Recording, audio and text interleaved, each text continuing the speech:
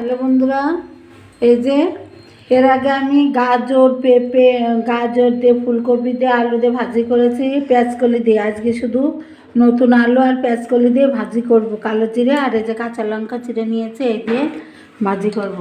কড়াই বসিয়ে দিয়েছি, তেলও গরম হয়ে গেছে। প্রথমে আমি একটু কালো জিরে তেলের পরে দিয়ে দিচ্ছি।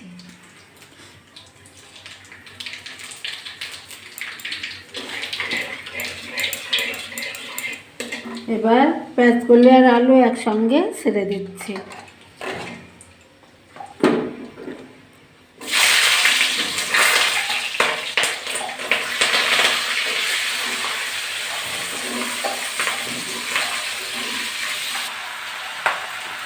দিয়ে দিচ্ছি স্বাদ মতো লবণ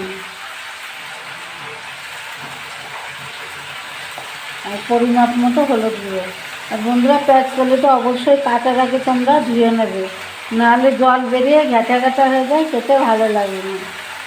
আমি এখন ঢাকা দিয়ে দেবো। চিড়ে রাখা কাঁচা লঙ্কা দিয়ে দিচ্ছি, আবারও ঢাকা দিচ্ছি আর নাড়াচাড়া করে দিচ্ছি। আমার পেঁয়াজকলি আলু একসঙ্গে আমি ভাজি করে নিয়েছি, দারুণ হয়েছে খেতে। তোমরা একবার এভাবে ভাজি করে খেয়ে দেখো, ভালো লাগবে।